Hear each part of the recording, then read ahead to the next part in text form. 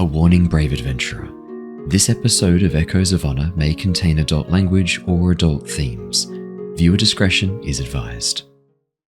Hello everybody. Hello there, welcome back to the Lost Archives. It is wonderful to see your gorgeous faces. We are here, we are diving straight back into our Echoes of Honor campaign set in the world of the Stormlight Archive from the Cosmere RPG setting. If you're wondering why Haz is losing his shit right now, it's because he's just found out about the guy who's responsible for the update of the reflecting pool in Washington. The man who runs a company called Greenwater Services, and who I described to Haz as looking like Gomez Adams, but fatter and shitter and more crooked. Haz, your thoughts on that? Our reporter in the field. Harrison, how are you feeling about that description? I mean, it's very good, but not as good as the fat cat from Chip and Dale's Rescue Rangers. I know! It's also absolutely spot on. If he was a fur, that's his persona. 100% that's that man's persona. 100%.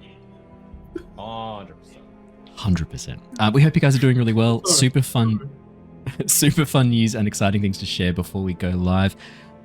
I don't think we've got anything super fun and crazy for tonight, everybody. It's just been the world's basically on fire right now, but we're here doing escapism in a fantasy land created by Brandon Sanderson, and that's how we're going to try and keep it as much as possible. I don't think we've got anything fun to share from behind the scenes. Oh, the only fun thing I have to share is that Tom is hoping he can come back and join us again very shortly.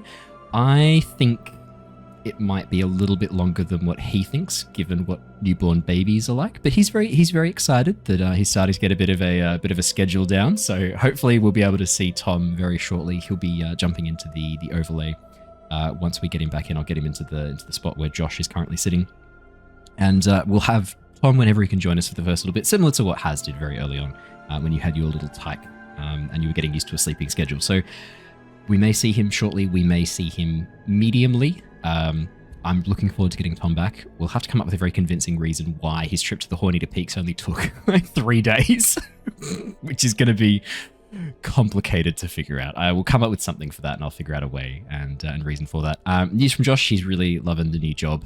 It's keeping him very busy, which is both good and bad. I was trying to find a way we could get him into the Wednesday session, potentially for Mistborn, but unfortunately the timing just doesn't quite work out for him. So we'll probably see Josh again for a one-shot or two in the future. I'll get him back for some special episodes, but it'll have to be booked well in advance, and it'll only be like a one-off thing, unfortunately. He's been very, very busy with the new job, which is, yeah, again, great, but also kind of sad because we miss Joshy. We can't really bully anyone about the declining state of their empire right now because all of us are Australian and we never had an empire. We were just the dregs of one and the rejects from one. So it's hard for us to get our knife in. But when Josh rejoins us, I'm sure we'll catch up and get all those little digs in about the museums. And what else did we tease Josh about? There was lots of stuff. We had a long shopping list of things to make fun of Josh about. No, that's more Jacob. But we can definitely get Jacob in for that too. But yeah, that's all the fun news to share before we dive on in. Anything else fun before we start from anybody else? No, cool, sweet. Let us do the recap and let us dive. Oh, Matt, go. What? Oh, who said yes? I thought that was Matt. Who said me. yes? Oh, sorry, Ash. I had the screen closed because I was pulling open the recap. Go. That's okay. Are you just I'm not here next week because I will be overseas. You bastard. Where are you going? Which sea are you going over? Yeah, you going to Stratic? Indonesia. Oh, Yeah, nice. That's pretty exciting. Very nice. So the start of the holidays is going to be a bit of an adventure, and I'll share some photos in Fantastic. That. Enjoy. I will do my best to play Alaran as you have played him. The checklist in my mind. Run into danger headlong. What else we got to tick off the list? Collect knives in your back. Yeah. Yes. Just so you know, if you're not here, I'm so killing that guy you have tied up in a cupboard. Yep. Agreed. Well, I can't do anything about that if I'm not here. Wow. Right, you can't. That's unfortunate. I'm not sure you could do much if you were here. No, that's true I too. complain. If you get stabbed for him. Also true. Yeah, that's true. Yeah, On the plus side, he doesn't. We'll figure exist, that out. So. Yeah, God. Easy done, Ash. Have a lovely time. We're sorry to miss you. Like, sorry to see you go for a lovely holiday, but also like have a great time, mate. That'll be fucking awesome. Yeah, It's going to be great. I haven't been for a very long time. traveling overseas. So what have you got planned while you're in Indonesia? we are doing the Borobudur Dawn walk, which is restricted to like 100 people per day can access it, and you have to book it months ahead in advance. And you get there at 4 a.m. You walk up, and then you see the sunrise from the largest temple in the world. So that's gonna be sick. That's gonna be so cool. Yeah. No, that's awesome, there's some other stuff, but yeah, I'll talk about it when I get back. Take some sick pics, chuck them in the Discord so we can enjoy them. Mm-hmm. And the nudes too. Make sure you include them too. All right. Our story follows a group of unlikely allies and friends, survivors of an attack on the caravan, now banded together under the banner of Bright Lord Bethab to seek those responsible. A cabal of light-eyed Aelthi nobles calling themselves the Sons of Honor. With their most promising lead, a bright lady Ralanat, who was leading the caravan, known to be hiding in Aladar's war camp, the team have used Alaran's position as examiner for the High Prince to gain entry to the camp, under protest from Aladar's commander Mintez. Their investigation now well and truly underway, the team have followed Ralanat's trail past a townhouse in the northern reaches of the camp to a hidden cave hidden behind a warehouse belonging to Aladar. The team have launched immediately into an attack upon those they found within, certain of their guilt, or at least implications of their guilt in relation to the disappearance of Ralanat and her butler, Zindan. We dive straight back in the midst of combat, the team fighting for their lives against a number of warriors and a Chull, who has so far been able to injure Alaran quite severely and is now bearing down on Neivien. We are going to dive right back where we left off, with Hula and Ztar taking up basically guard positions on either side of the doorway into the deeper sections of these tunnels.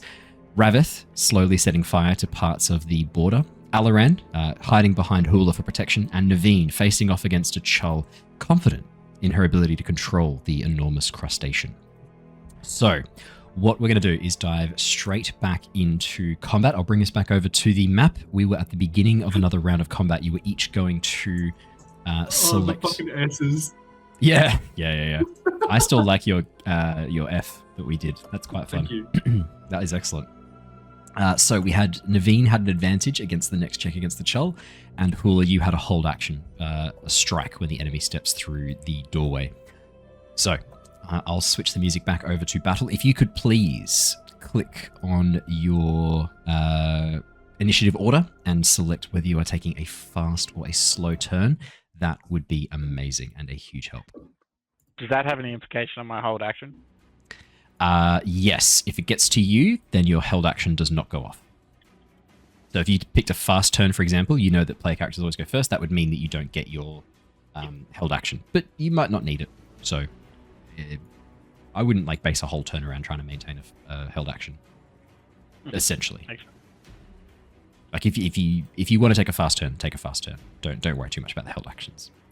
I better zoom in a bit so I'm not too far away from the action. Well, that's too much. There we go. Beautiful. Alrighty, so has everyone selected their approaches? I'm taking your silence as a yes.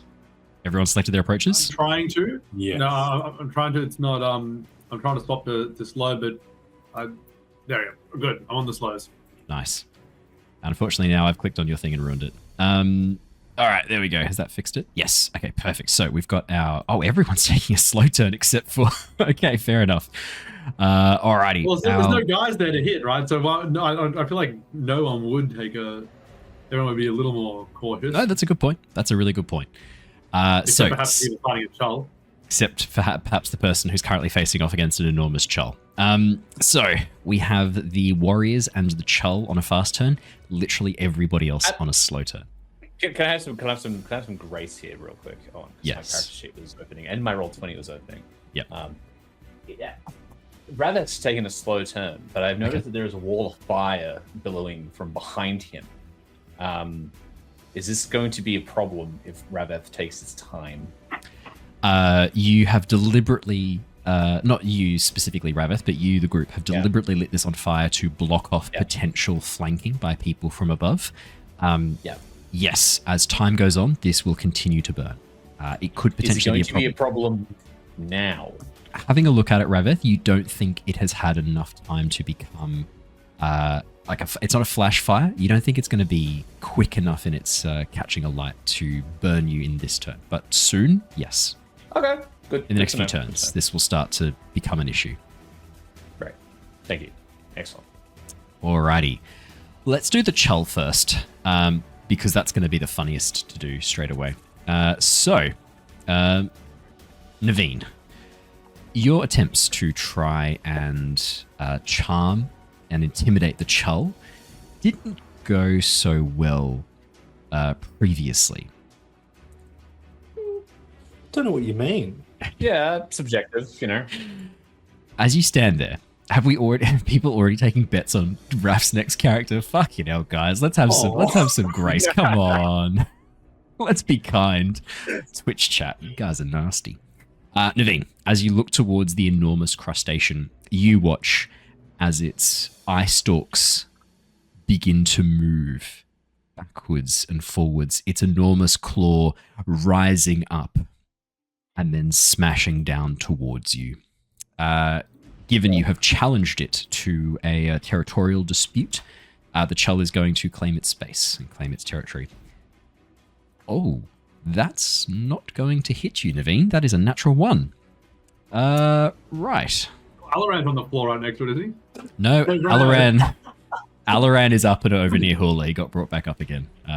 He was, I believe, helped to his feet and pulled away by Hula, if I remember correctly from last session. That's the guy I knocked down and he got his head popped by the Chull. Yeah. That's an archer. I think Rav-eth helped him, saved him, and then Hula grabbed him. Correct. Yeah. Neivien, as the claw spins down towards you, you know the Chull is merely doing a bow. If you replicate this bow in this moment, you'll be fine. So you duck your head down in a bow as the claw snaps right above where your head was 3 seconds earlier. And as the claw slowly opens again, you get up. Oh, you didn't bow deep enough. You bow again, the claw snapping shut a second time as your head drops right down, as you get right down onto your hands and knees before slowly standing once again. It's all going very well. The Chull is very impressed with you. It's done the little clicks in its mandibles. You heard a louder click than you normally would have thought, but it probably just is very impressed with your bow. It is a gold standard bow. And as you slowly stand up once again and look towards the Chull, it's looking at you with, what can only be described in your subconscious as respect and appreciation. Well, hey, if it's working, it's working. I'll keep this up. As you glance over towards your companions, Alaran in particular is looking at you in horror, his eyes wide open. You're not sure what he saw. Maybe you missed something when you were bowing. Ow. Could be worth checking in with him later. Up to you. That's the Chull's go. That's a fucking waste of a turn. The Warriors are going to... They got a natural fucking 1 on that. The Warriors are going to move into position. They're going to use their move action, and they're going to use their move action twice to rush into the room because they don't know that there is a trap being set for them. They assume they're rushing in to help their comrades. Hula, this would trigger your held action. Right. So just strike the one closest, obviously, then? Absolutely. If you would, kind sir. I want you to treat it like it's a reflecting pool. And it's absolutely beautifully done. The filters are working perfectly. And I want you to be just algae. Just algae. And I want you to come in. Yeah. I want you to just come Green? in. Yeah. Fuck yeah.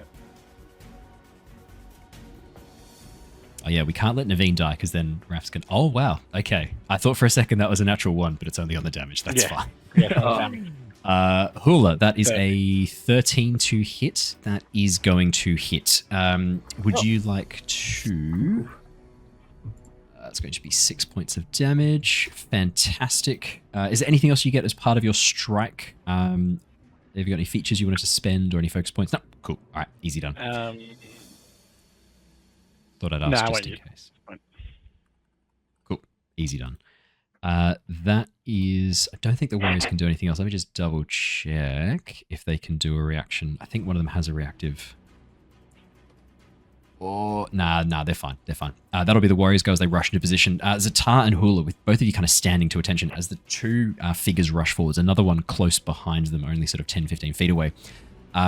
You can see these figures are all Aelthi from the looks of things, but rough people dressed in like bandit clothing, quite different to the figures you saw before. Less organized soldiers, more swords for hire, essentially, as they rush forwards. The one who attacks you, Hula, is a slightly older man, probably in his late 40s, judging by the graying on his temples. He's got a massive scar down one side of his face, like he's been burned. And as he strikes towards you, before you then get in and strike him back, he looks like he's got a bit of haughty blood in him. He's a tall man. Not as tall as you, but tall fucker. That is it for the fast turns. The slow turns. Now, all of you can go in any order you wish. At the Hula, Rory, is that the Simoleon symbol? Fuck, yes. Yeah, thank you. Is that what that is? It does look like the Simoleon symbol.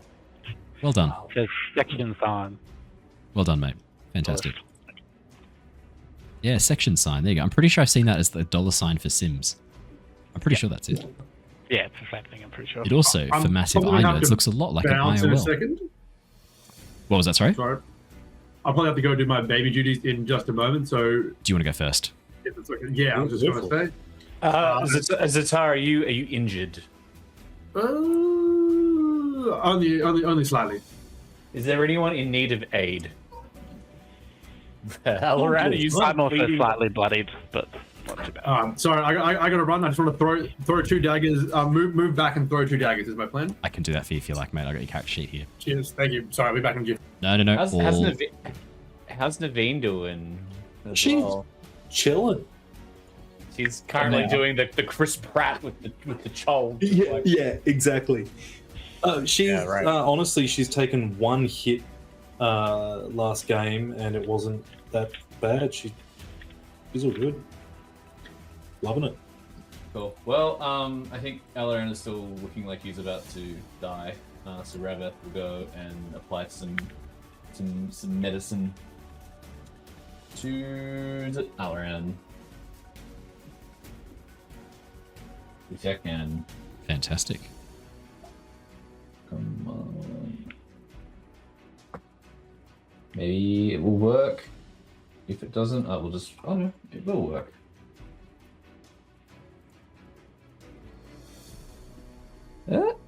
While you're doing that. There you go. No. 12. It's a 12. Quite enough. That's okay. You will still heal for... And you're 1d8, yeah? Mm-hmm. Yep. You'll still heal for 4 points of HP. Double pretty good. my health. Yeah, you just if I get a 15 or more, I get to add the +3. So because I only rolled the 12, it's only a 4. Not quite. But that does count as my 2 actions, and it was a move to get there. Yep, no dramas. Yeah. Look, I'll do Ztar's attacks really quickly. His enhance has worn off because he did that. That was last turn. It should have worn off at the end of last turn. He did it the turn before. Has he got enough investiture to do it again? No, he's only got 1 investiture left. I'll leave that in place, and I'll do, as has requested, the 2 knife attacks. I'll have him do the main and then the offhand, hey? That'll be... Let's roll that. Let me see if this... it does come through. Fantastic. That's definitely going to hit. And then I'll roll for his offhand while I'm here too, hey?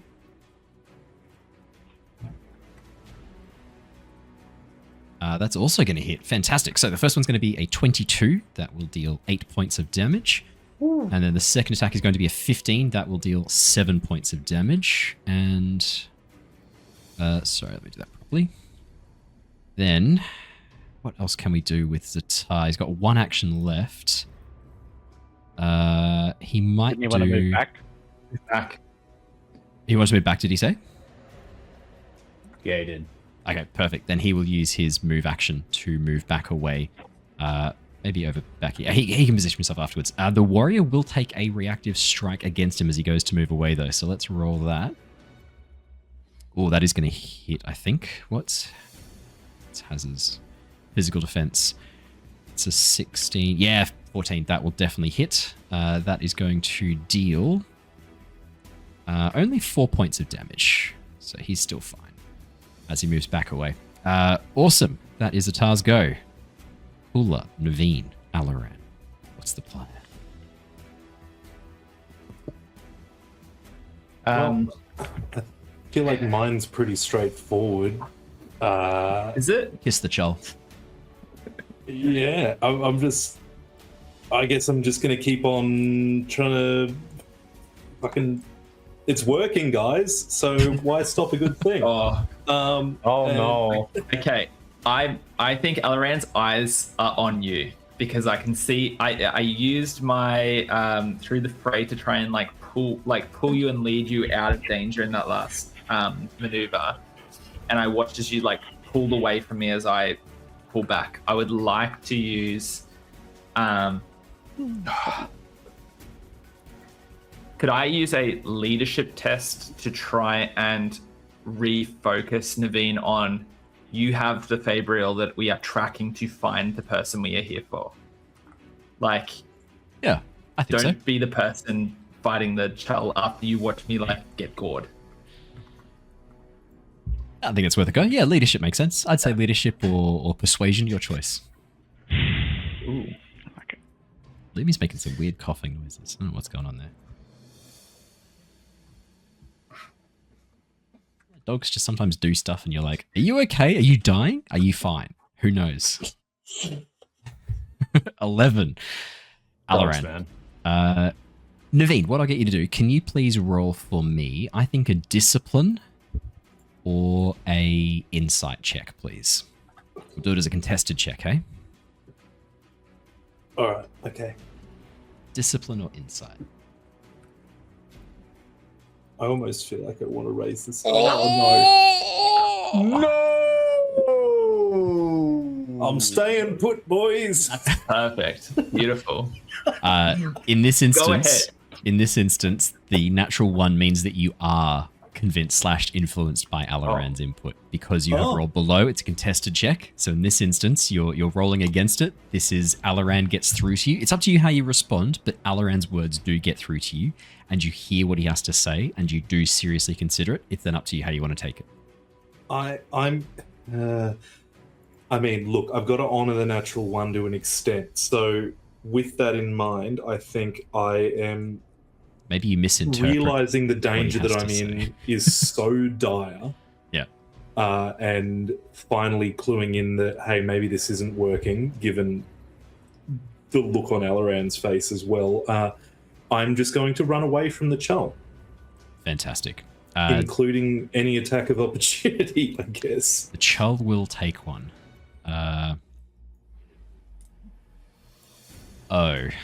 Whoops. Neivien, that's a natural 20. Oh my god. Okay. This is fine. Don't worry about it. This is going to be absolutely fine. That's only going to be... The end of me. That's all it's going to be. Neivien. Uh-huh. That's going to be 18 points of damage. Cool. Still alive? Cool. So, Neivien starts to run away. You said this thing's got 10-foot reach. 10-foot reach, right? so you get 10 feet away and then drop. Cool. And yeah, I think just skewered from behind straight through the abdomen with one of the forelegs or something. That's well and truly down and out. Could you please roll for me a d20? Let's see which injury you take. Yeah, boy. Yeah. I'm sure this will be fine. 6. Okay. And this is keen damage, so that's going to be...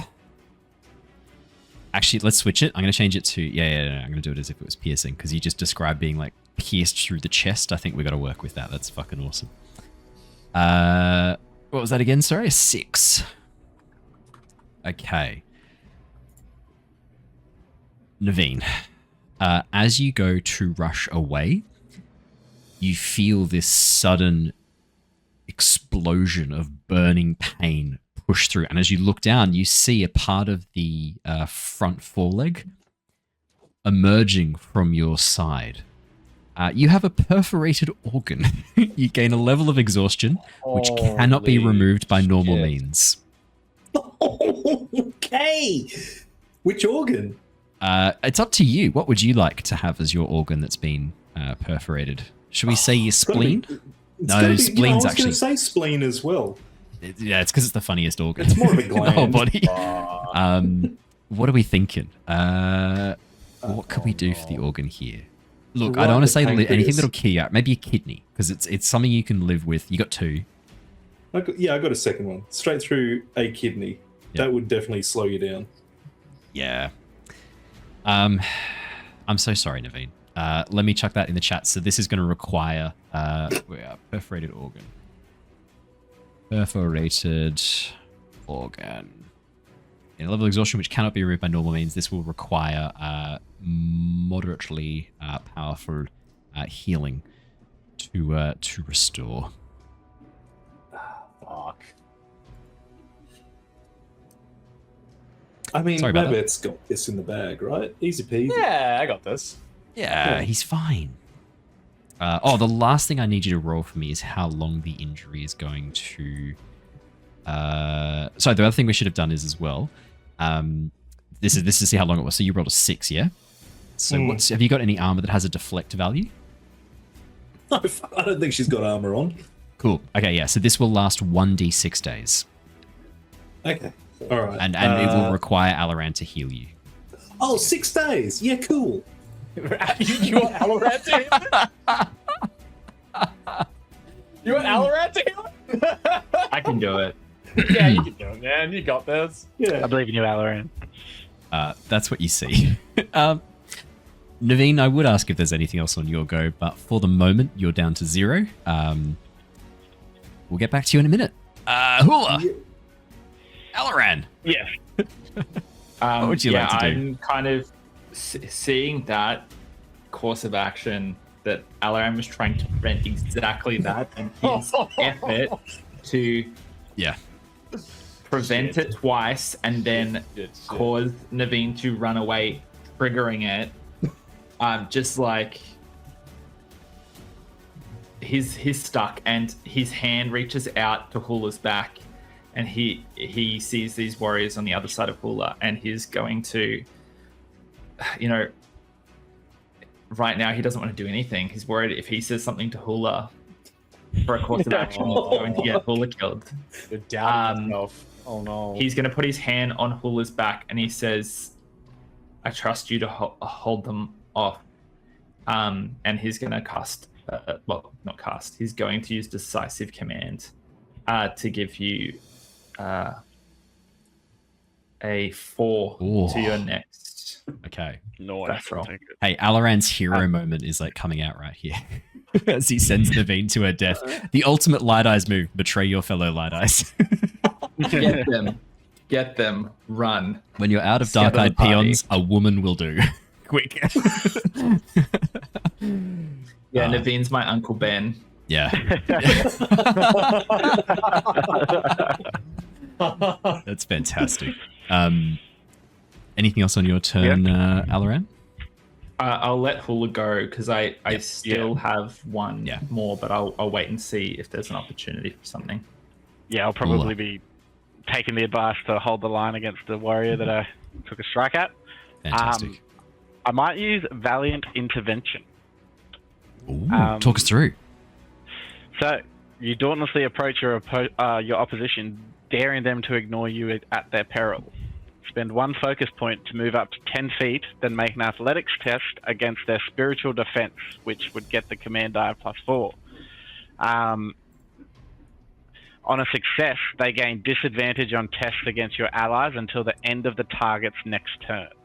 Fuck yes. On a failure, I get advantage against them on my next test or attack. Brilliant. I think And it that costs is going 1 to be focus. very helpful. So I would roll a athletics test. There it is. I reckon this will be good. I can feel this is going to be a good one. So it'd be 7 plus the 4 from the command die for 21 spiritual defense. Yes, that does pass the spiritual defense of these ragged bandits. Yeah. Yeah. Yep. So now Just. this guy It's has pretty close, though. advantage to everyone for everything until the end of his next turn. All right. And did you want to move at all, or are you happy where you are? I'm happy where I am because I can still strike from this angle. Cool. Alrighty. So I'll give him disadvantage and let me mark that off too. Fantastic. Anything else on your turn, Hula? Well, that's one. I'll then strike at him because I think I can still do that even because it was a held Correct. action for the other strike. Yep, correct. I'll go for the strike then on the same target. Fantastic. With Yeah, a it's gonna 19 to hit. Yeah, that hits. 8 points of damage. Very nice. Very, very nice. And then Yep, sorry. Yeah. I was just going to say, then I'd use my last action to brace. Fantastic. I will make a note of that. Oh, you can too. That's fine. There's a button I can... There's a button, exactly. Is that? I think that's everyone. No, Alaran. I've got one more. I feel like that, like, with that hand on Hula's back, directing that, seeing that course of action, his eyes turn back to Rav-eth, and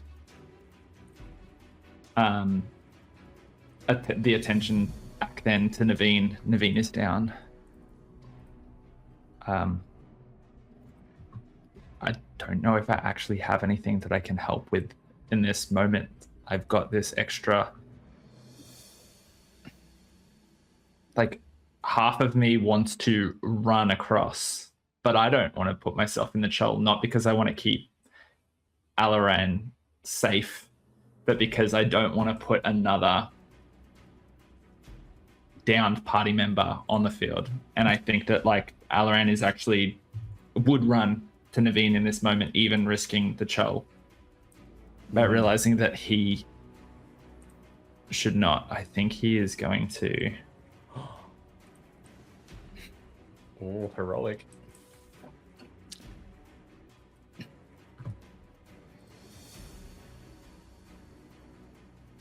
I really don't know what to do. Could I leave it to some dice? Yeah, 100%. Do you want to make it a discipline or a what do you reckon? Well, You're trying to figure out like what to do, right? To rush on over and try and save him. Save her, I should say. Yeah, well, rushing to Neivien is a reckless plan, given that I can't actually assist. Supporting Rav-eth to get over there is something that makes sense, but I don't have anything functionally for that. But I'm not probably thinking rationally, and I'm thinking Neivien is going to die because of what I just did. Yep. So is, acting on that instinct versus acting on like a strategy. Definitely is probably discipline. what I'm trying to find here. Yeah, definitely discipline. 100%. That's exactly what this stat is for. Exactly what the skill is for, is figuring out whether or not you're able to hold strong to your logic, to hold strong to your... Nope.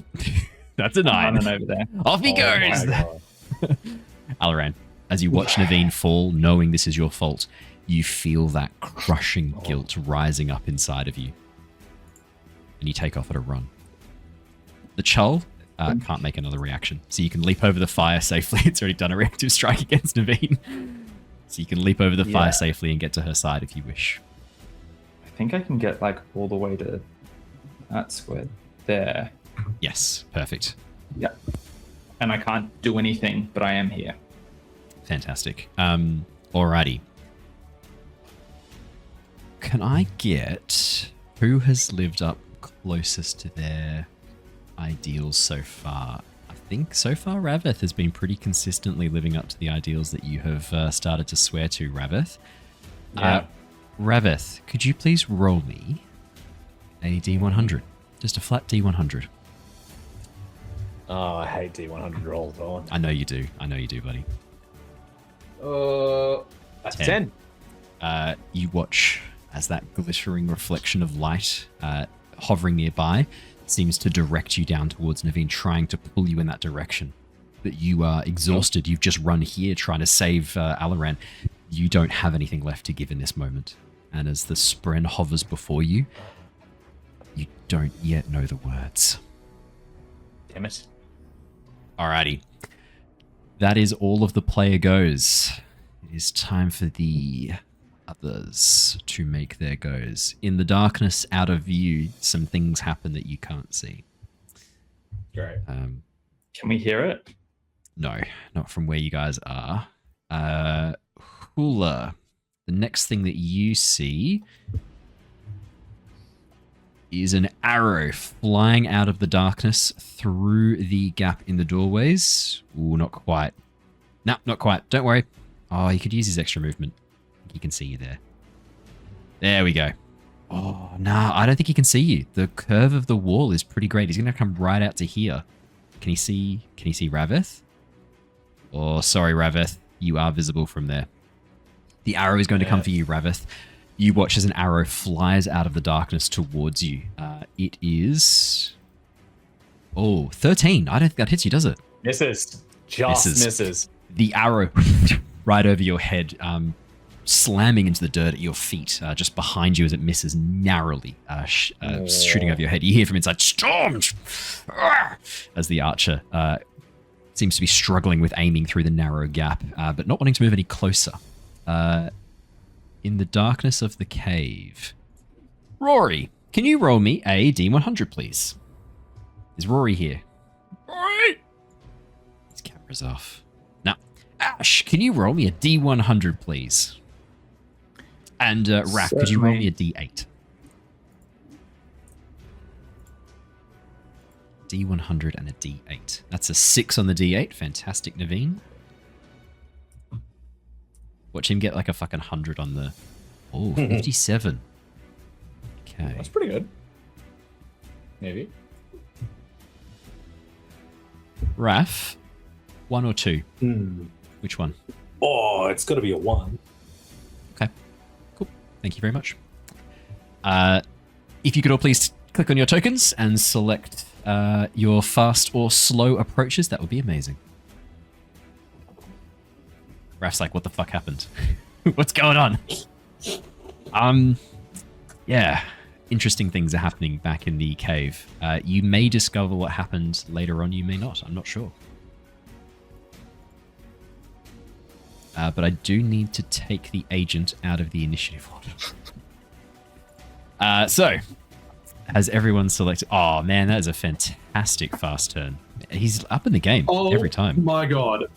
Yeah. The fucking nat 1 into the nat 20 from the Charl. Yep. Yeah. Yep. Oh, yeah. Yeah. Things are going really great, you know? Like, I'm just there, like, nursing my baby, trying to put him down with my headphones on, listening to the Twitch stream, and just trying not to fucking laugh out loud as you get skewered by a goddamn Charl. Yeah. So this happened because you weren't here, mate. Yeah, it's your fault. Look, you need to take care of your other baby. I know your main baby is important to you, but your other baby, Raph, needs his mama, and you weren't here. And look what's happened. That you were gone. Baby's dead. Baby's dead. Jesus Christ. Okay, has everyone selected their approaches, fast and slow? Are we really committing to this bit of the funny letters for fast and slow? Matt, you've done the dollar sign like 4 turns in a row. This isn't. You got to be more creative if you're gonna do it. all right. All right, I'm going to assume everyone has selected their approaches. We shall do the fast turns first and the slow turns second. Starting us off in the fast turns, we have Alaran and Ztar and Hula. The 3 of you. You may take your turns as you see fit. Right, I need a better F. Yeah, Rory's currently winning for the best F so far. Sure. I'm gonna just do. I'll rely. Alaran's gotten over to Neivien. Surely he'll sort this out. No problems. Those guys are the bigger problem. I assume the daggers you threw hit warrior left, not warrior right. I had you stab the warrior on the left before moving back because he was already in range. Cool. Cool. Then didn't you have to throw them then? You dealt 15 points of damage total. I heard. I was listening. It was very, very, very skillful. Good rolls. I'm very skillful. Yes, Ztar's a fucking genius. Keep rolling for me. Yes. No, Owen's a good roller. They're there in the thing. They're all public. Yeah. No, I believe you. Well, you wouldn't mind me. He's contesting my high rolls. You're right. They were both nat ones. I'm going to undo all the damage that Ztar dealt while I was in control. Thank you. Yeah, I'm kidding. Yeah. Way too easy to bait that hook. Yummy. Yum every time. Did you use the focus for throwing for the offhand attack? Oh, I didn't reduce the focus. I did remove the enhanced, yeah. Enhanced for the end of the turn, but I didn't take off the focus. Sorry, I forgot to do that. Alright, then I will just, toss the knives. Toss them knives. Alright, Teddy, you can come. Teddy. 18. Oh, that's going to hit. Who are you tossing the first knife at before we go any further? Don't throw the second one just yet. Mario left. How do you want to do this? I just straight through the eye. Actually, no, go through the neck. I like the into the neck, and he just like blood bubbles up. He's gurgling, trying to talk as he reaches for his companion. They're like, Derek. Okay, that's enough. That's inside my mouth, Teddy. Please no. Much like that, yes. Much like that. Okay. Oh my god, that's a testicle. Oh, okay, we're good. He just. No. Okay, we're good now. You said, God, someone clipped that. Please That's don't. a testicle. Please don't. Please don't. Please don't. Send it to Jacob. That's not even in the Take top care of 10 itself. worst things I've said that are clippable on this stream out of context. It's not even in the top 10. It's worth Second throw, Ztar. Yes. Warrior on the right then. Fantastic. No, what I will do. Do you know what's really as much as I funny? love the Not Chull, all enemies can critically hit. The Chull is one of the few enemies in this encounter who could critically hit. some tiers of enemies aren't able to critically hit, like 1 into 2, like minions nat can't. 1 into nat 20. Rivals can. All the Chull's So- on a minion. I do like, yeah, it's not a minion, it's a rival. The Chull is specifically a tier 1 rival, which is very funny.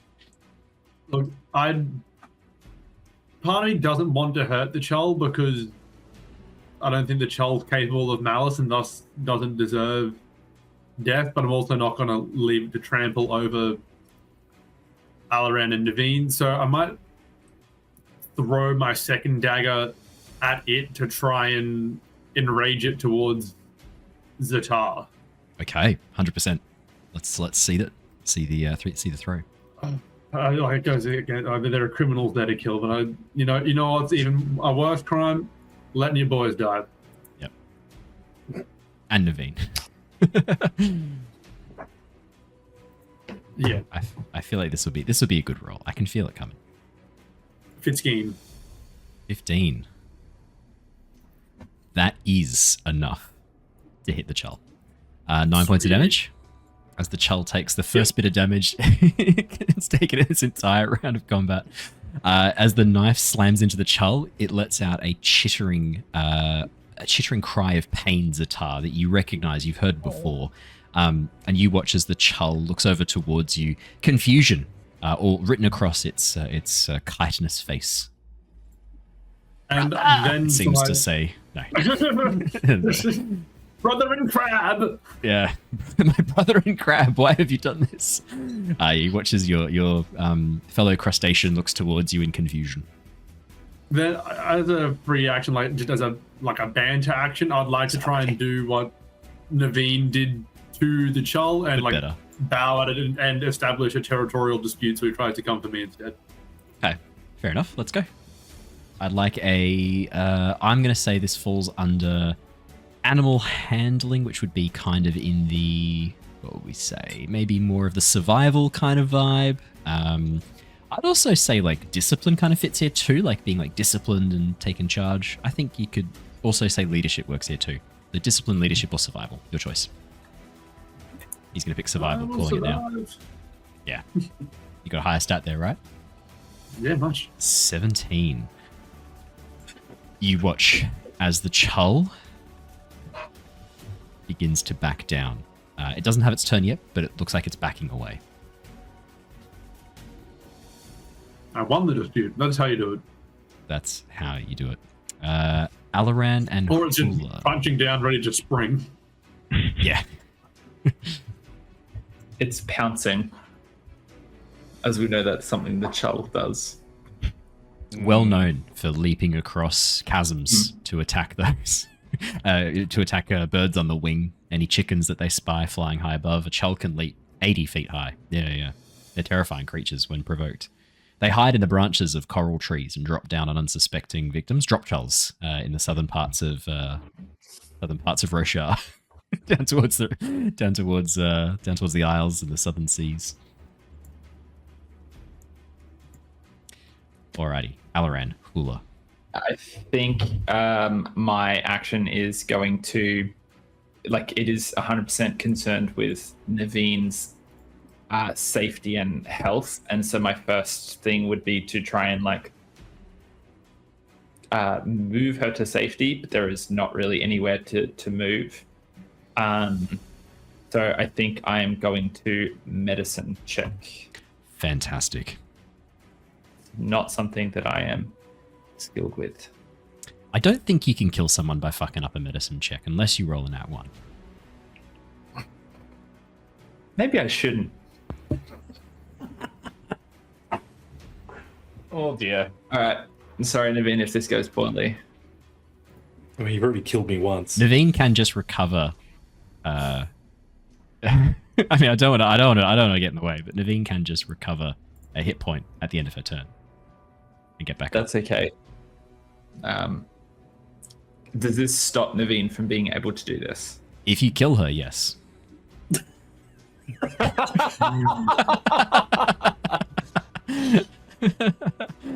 It's very unlikely, but I just want you to know that it's not impossible. It's a 50-50 chance. Yeah, that's right. Yeah. You either kill her or you don't. Alaran's not going to be patient on waiting to see if Neivien is okay. His first and immediate concern was getting over here and doing something. I mean, as you look down at her on the ground, there's a big red X over her. That's not a good sign. I can see it on the map. It said it's your fault if you watch him closely. You did this, written, like, scratched in blood next to her, the last thing she did before she dropped. Light eyes forever, and then it trails off. All right, so 16 for medicine check as I get to Neivien and try to... Oh, that's pretty good. Neivien, what's your hit strike. dice? Quick. That's a good question. Should In the top left-hand corner of your character sheet, right next to movement. It'll just be underneath your physical stats. It'll say movement 30 feet, recovery die. D8. Yep, D8? Okay. Because Alaran is not proficient, you're not proficient in medicine, are you, Alaran? Cool. No. You may roll a D8 and get half of it back. Oh, 2 points. 2 hit points. Fuck yeah. We're back, baby. I'd say my medicine skills was purely having looked down every single time that Rav-eth picked me up in the last few days and gone, you just did this to me. I've rushed over here and... You're like, blood. That's meant to be on the inside, I think. So let's just stop that coming out. Mission Scoop it accomplished. up and pop it back in. Yeah, you see like a hole and you like just put your finger in it and the blood stops coming out. Mission accomplished. Wow, Rav-eth's gonna come over and be like, "What the fuck have you done?" You can see there are a few pain spren rising around Neivien, as well as a few rot spren. These little red mite-like creatures heading for her wound, especially after you stuck your finger in it. Not good. Okay. She is up. Chat. Neivien is back up quick, Mr. Chell. Win your territory dispute. Thank you, Tangent. Yeah, you're right. Now that the threat has returned, the Chell's going to have to take immediate action. Carry on. I'm going to use that second action to just position myself. I can't move Neivien, can I? You can drag her at half your movement speed. Okay, so if I just wanted to pull her up against the wall next to me, is that achievable? Yeah, I've got no problems with that. Okay. You have to make an athletics or an agility check to try and pull her up, but yeah, I think that's fine. Okay. Nice. 10. You pulling up onto the barricade, right? No, up against the wall. Oh, I thought you were pulling over the barricade. Apologies. I heard pulling over the barricade. And I was like, well, you'll definitely make a check for that. You just skewer her onto the... No. If you're pulling her up against the rock wall, you don't need to make a check. That's fine. Sorry. Apologies. Okay. I thought I misheard. You just pull her up against the wall behind the edging so that you're safe. Alaran, could you roll a D100 for me? Certainly. 26. You watch as growing up the wall next to you, you can see that tangle of semi-transparent vines forming a face. Don't lose focus, Alaran. Creature's still there. Enemies coming down from the north. Fight, lad. Yeah, he puts his hand on his blade and he takes a deep breath. He seems his turn. Hula. Yes. Hula. Your turn, my friend. Yes, whilst I'm still against the wall, I'll be using my first fast action to strike at this guy. Fantastic. I don't know if he has disadvantage against this from me, because it says from allies on their tests. If you're attacking him, it wouldn't be like... Let's have a look. What's the feature called? Let me read. It's my heroic path, valiant intervention. Spend one first to enemy within range. They gain disadvantage on tests against your allies until... Yeah, no. So that's fine. So you just make an attack as normal. If he was to attack any of your allies, he would have disadvantage. Got it. Cool. Well, yeah, I'll just do an attack as normal. Fuck yeah. For an 18. Oh, another one you on guys have the rolled damage. a lot of ones on the damage dice. Yeah, suspiciously so. Yeah, I think... Well, Yeah, 1, 2, 3... You rolled 3 this session. That's less suspiciously so than I thought, actually. That was I'm suspiciously... still like 50% on something. Meh, it's not that bad. It's not great. How do you want to do this, Hula? How do you want to kill him? Well, you don't have to kill him, but how do you want to do this? I would still be somewhat hanging against the wall, ready to brace with my shield, so I'm not overly committing to a big slice, but Yeah. I'm going to try and get him on just in this general area, somewhere inconvenient, you know? Seeing his Perfect. unprotected side and going for there. Yeah. As you swing your... You've got an axe, correct? A massive axe, yeah? I do Yeah. actually. As you swing your massive axe around, it smashes into his side. You watch as a number of pain sprint explode into the air around him, clawing hands reaching for him as he goes, ah! Oh! Reaches for his friend who's on the ground, blood still bubbling from their mouth. As you see a few little dark balls, maybe death spren, Hula, as they head for the Meet the warrior good guys. before the other bandit drops to the ground, dead like his friend. You did describe them as bandits, so that makes me feel Yeah, better. I know. That does make me feel better. And then I'll just reinstate the brace, seeing him go down whilst standing Perfect. against the wall. That is what they kind of look like to you as bandits.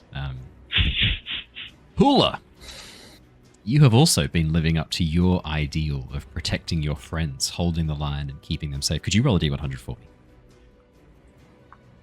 me? What do I type again? It's just a backside. If you go to the left-hand side of Roll20, there's a little dice icon underneath the text and ruler. yeah, If you I'll click on that, just do that one.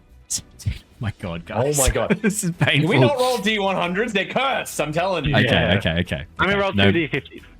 Or Okay. 100d1. I think you should roll 100 d1s, and then we add them all up, and I reckon that'll give us the result we need. Is it Foundry where you can do that and then it just has like 100 dice? Oh, there we go. scattered Look at that. screen of Yeah. dice? There you go. Perfect. Perfect. I mean, Whoa, you've already got a look at spren. Ztar, you watch as 6 more spren fly down and immediately bond to you in that moment. Yeah, you become every I'm the order of highest knights. Renegade. Yeah, that's right. Yeah, the highest spren. He watches Renegade. They're like Voltron. Levels up. He evolves, digivolves into a higher spren. Amazing. Yeah, Hula, you watch as standing before you, in between your legs, a tiny stone figurine also has a little stone shield helping you hold the line. She's not doing much, but she's doing her best as she stands there holding the line, looks up at you and gives you a big thumbs up before holding the shield forwards again, kicking a bit of blood away from her feet that's leaking from the warrior. We could do this, Hula. You got this. Just keep your friends safe. If you want to move into the middle, that's also a very good protected spot to protect Rav-eth behind you. He's not looking great. He needs to go take care of Neivien. As your tiny spren looks back towards Rav-eth and the others. I mean, Rav-eth is kind of behind me here and somewhat protected by my brace in cover, isn't he? Oh, he's fine. Okay. Okay, he looks like he's covered. Yeah. Anything else on your Shut turn, up, Hula? Brent. Shut up, Spren. You just kick her away. Anything else on your turn, Hula? Action brace. Nah, that's it. Alrighty. The archer is going to move. Actually. Oh, yeah? Never mind what you just said, kind of counteracts. I was just going to say, because banter is a free action, can I try and taunt them to come down instead of shooting arrows? Just calling them cowardly arrow. Yeah, 100%. 100%. Do you want to That make... ain't the way that's not how an Aelthi fights. He's meant to have like swords, so I'd be trying to do that. Nice. Do you want to make for me I think an intimidation check fits out here.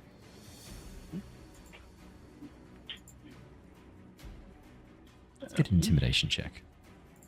Yeah. 9. You hear called back, "I'm from Thalen!" And then the archer runs forward and shoots at you. Well, actually, who would they shoot at? We've got Ztar, Rav-eth. They can't quite see Alaran and Neivien. Yeah, you're braced behind a shield. Unfortunately, the archer's going to go for Rav-eth. Rav-eth, they are going to roll to try and shoot you. Let's hope they miss again. Nah. Am I providing any sort of cover? Like a little bit from where you are, not like the full +2. I'm going to give a +1 to this, to Alaran's physical defense. Or I'll just take 1 off their roll. Alaran or Rav-eth? Oh, Rav-eth, sorry. Rav-eth. And I'll just take 1 off their roll, Rav-eth. So I'll just say the number against their physical defense, but I'll reduce their attack to hit by 1 to count for the brace. All right, they're going to use their gain advantage as a free action. Oh, no. And they are going to make a strike. Yes. So you've also got the reaction of dodge before an enemy targets you with use 1 focus. Can Hula use that to try and step into the line of this arrow for Rav-eth? Ooh. I would allow you... Yeah, 100%. I think that makes perfect sense. If you want to use... You can use dodge as an action to protect yourself, or dodge as an action to interpose someone who's nearby to you and take the hit for them using You're like dodging into the arrow. Yeah, I'm trying to step in with my shield to try Get down, Mr. President! Yeah, literally. yeah. It's all peeling off, Mr. President, quick! As you jump on it. Yeah, I think that's fine. I think that's perfectly allowed. I would allow that. Okay, although, I should double check, is there an ability that does that later on in the trees? Because if there is, then I probably shouldn't allow that. Let's have a quick peekaroo. It'll definitely be under leader or warrior. Let's have a quick peekaroo. I don't think there is from memory. If I remember my tech trees, I don't think there is one where you can jump in front. Nope. Nah, I can't see anything that does that, so I think it should be fine. Yep. Cool. All right, sweet. Until further discovery, I'm happy to allow that. I think that makes perfect sense. I'm surprised there's not an ability that allows that, actually. Yeah, especially because like the entire, virtually every knight's radiance is about protecting other people. Yeah. Plus, like paladins can do it in D&D, but like they're interposing sort of stuff. I guess technically defensive position. From the soldier tree kind of does something similar. So defensive position is where you get 2 disadvantages to attacks against you, which we would do as +4 rather than +2. So you get +4 to your armor class, and allies can brace behind your shield. I guess that's kind of a little bit similar, but not really. This is still a little bit different. Yeah, I'm happy to rule that that's fine until further information comes up. Yes, you may use your reaction to dodge in front. I will make the roll against Rav-eth. It was going to be with advantage, but because you're kind of jumping in place and getting in the way of it, I'm kind of... No, because it's still being aimed and fired at Rav-eth, and then you're just trying to interpose. So yeah, that's fine. I'll do it as I was going to do it. So that will be a... that will be a 12 and a 19. Hula, does a 19 hit you even with your brace? A 19 should hit me with my brace, yes. Okay. In that case, then, this is going to deal 9 points of keen damage, my friend. So I have 2 deflect as well. So that reduces it down to 7. So that still makes sense to apply in this instance? Yeah, the deflect is always up. So anytime you get hit with anything, the deflect takes damage off. It's your armor that's doing that. So that's fine. Hula, no! So 7 points of damage to you, Hula, as you jump in front and save Rav-eth from that blow. Hula, there's a surge of something. You feel this tugging of something. And as you look down, you see your spren, Hula, looking up, giving you a big thumbs up. She's proud of you. This was the right thing to do. I'd probably respond to her as like, I guess you're right. I wasn't in the best position for this. It's okay. You're there now, and now your friends are safe. Alrighty. Slow turns. Neivien, Rav-eth. What would you like to do? Rav-eth just, like, all of this has been leading up to Rav-eth to be able to, like, go and save Neivien. I see, like, Hula taking an arrow in place of him. Like, there's very heroic actions being taken. Yeah. To try and save. So Rav-eth does what he can do best, which is to try and help Neivien. I mean, he can see that Alaran has got Neivien sort of conscious, which is a good thing. So yeah, Rav-eth will use his movement to get over to Neivien, sort of skirt past the Chull as best as he can. It does have a reach of 10 feet, just keep in mind. Oh fuck, really? Oh, yes. Dear. But you can see again. You can see it's backing away from Ztar. So if I can run like next to Ztar there, that's you can run through feet. Zatar's space. That's not a problem. Yeah, and then I can move down 10 feet to get into the being. Perfect. Yeah, not even a problem. Yeah. As you like trip over the dead bodies before moving down to the vein. Yeah. Do a little flip. Yeah, cool. I apparently to use my medicine is only a one action. It's 2 actions to use field medicine. Correct. So that's cool. That actually means it's better for me this way. I'm gonna roll a medicine check. Hopefully it rolls. It's gonna be a 12, unfortunately. Which is not exactly what I was hoping for. Oh, we did your medicine check a little bit dodgily, Alaran. I was having a bit of a deeper dive into this. Technically, you needed a rank in medicine to be able to do this, and it would have cost you 2 focus to do this as well. To make a medicine test to treat a conscious ally within your reach. On a success, your target recovers health equal to your ranks in medicine. So it's fine. I'm happy to rule this in the moment. That's not a problem. But we will do that properly in future. I've been a bit too kind with medicine. Oh, fuck. That's only 1 HP. Rav-eth comes over to try and help Neivien, and he like looks at Alaran. You've got her conscious, but these wounds are grave. Oh yeah, Neivien was unconscious. I can't treat. Sorry, carry on. Sorry. No, I there's not much Rav-eth can do in this instance. She's already gone. Just leave her be. No, well, like, you know, he does his best to sort of help as much as he can, but like the perforated organ, the spleen just kind of hanging out. Like, I think the fatigue of the fight is beginning to like really catch up with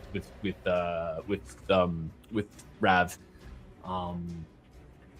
Yeah, there's not a lot he can do else. Could you do me another D100, please? D100, of course.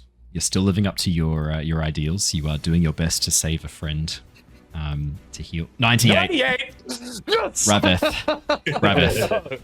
As you place your hands on Naveen's side, checking where Alaran has like staunched the flow of blood, you can see this is a serious injury. Neivien is looking surprisingly well, given that one of her organs has been perforated. And as you examine her, quickly checking over, she's not bleeding as much as she should be. And there's a few wisps of something, almost like a smoke collecting around the wound. But your training is telling you that this is serious and Neivien could easily die here. And in that moment, your curiosity is overwhelmed by that fear for your friend. Yeah. And you watch as your spren manifests in the air next to you. Oh wait, I've got a thing for that, that's right. Let me do that. Let me do that thing. Speak the words, Rav-eth. Speak the words. I think like the gravity of the situation already was like weighing on Rav-eth's mind, like seeing his friends go down one by one, already trying his best to save Alaran, and then seeing Neivien fall as well. Like there is a serious, like not even knowing like how many reinforcements these bandits have. So there is a real risk that like we could fall here. And I think like in that moment, like Rav-eth would just be like, I'm committing to this. So he will say the words, life before death, strength before weakness, journey before destination. I mean that with my whole heart. You watch as all of the stormlight nearby flares suddenly, and you feel this explosion of power within you, this cold and heat, this energy to move like lightning through your veins as you breathe in. And as you do so, you watch as you begin to glow. Rav-eth, you immediately gain full investiture as you have sworn the first ideal, so you immediately gain your full investiture. You are, I believe, empowered for the moment as well, as you have done your first breathe of Stormlight, as you have sworn your first ideal.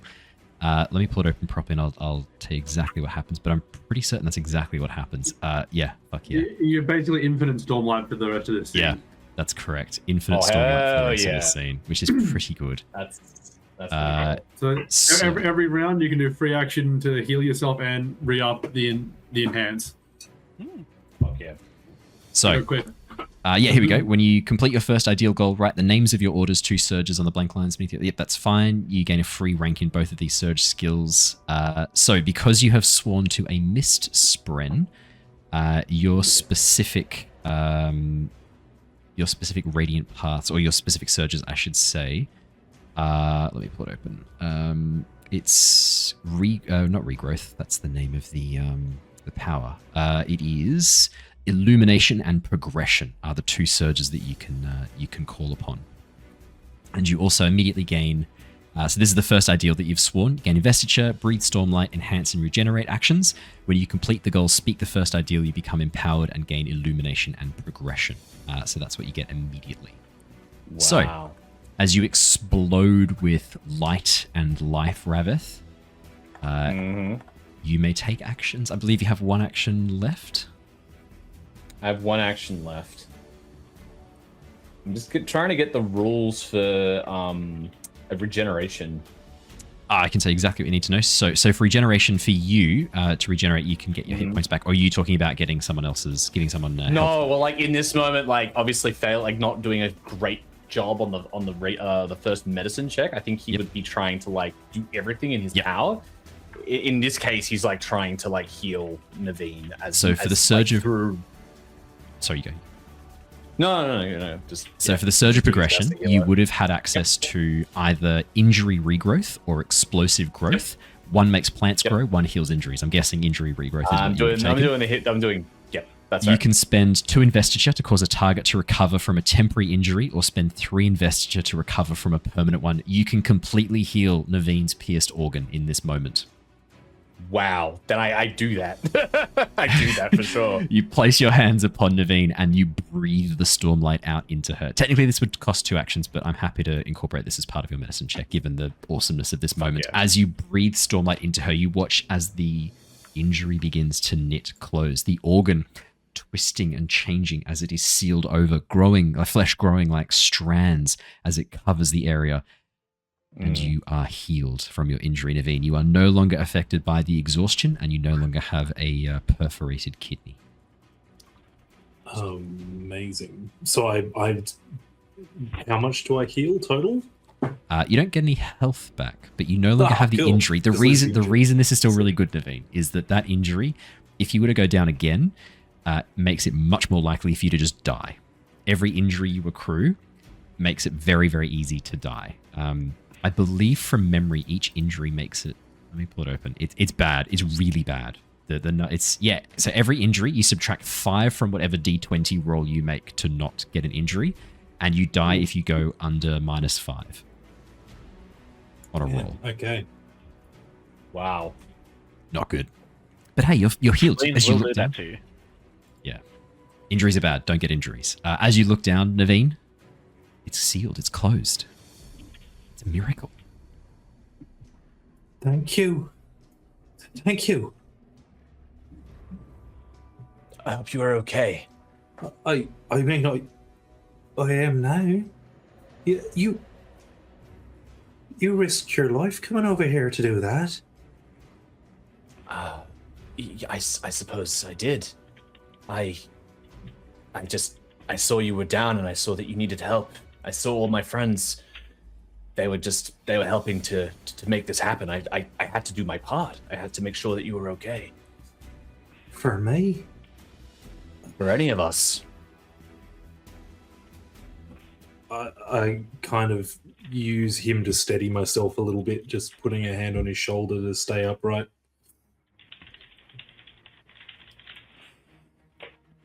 Neivien, it is your turn. And you do get a turn.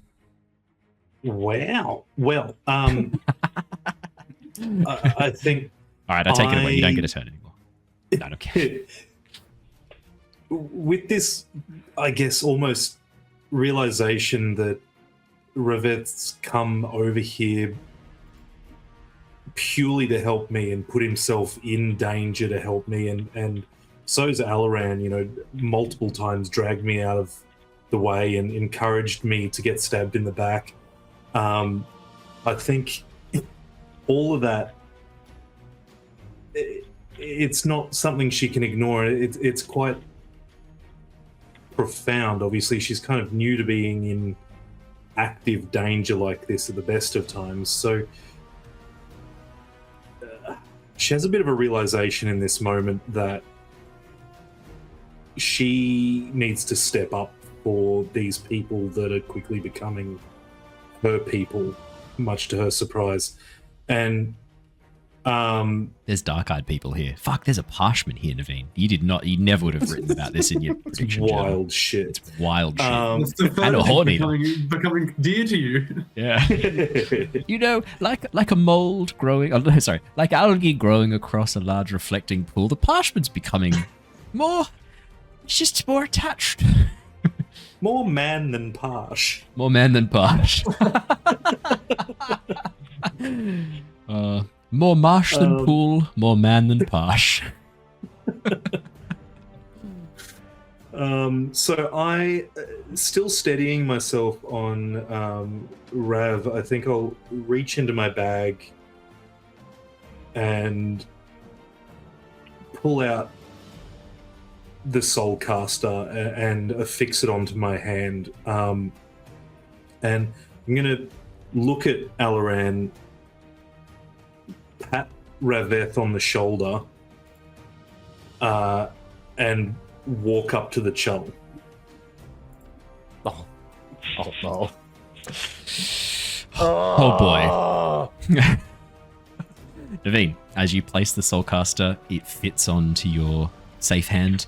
Over the glove, fits on easily, clipping into place. You don't even look down as you slip the bands over your fingers and lock it into position. As the gemstones flare to life and you feel the metal pressing against your skin, it feels like an old friend there that's been waiting for you, calling to you.